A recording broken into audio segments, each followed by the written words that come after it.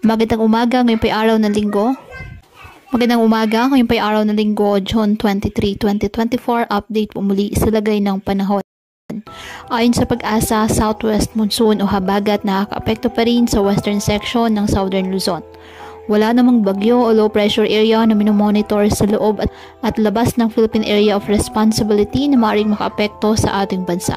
Ngayong araw, ang Palawan, Occidental Mindoro, Aklan at Antique asahan na maulap na halangitan na may kalat-kalat na pag-ulan at thunderstorms dahil sa nasabing habagat.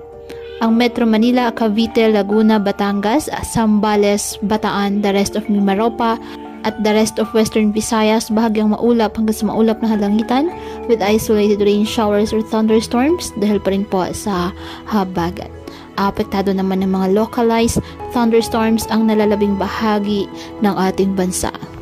Kaya patuloy pa rin pa natin na pinag-iingat ang ating mga kababayan sa banta po ng mga posibilidad ng pagbaha at pagguho ng lupa, lalo na kapag may malalakas na ulan.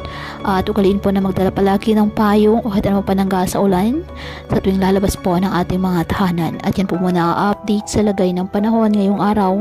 Muli patuloy po tayo na mag-ingat at palaging tandaan, God loves you. Stay safe and God bless.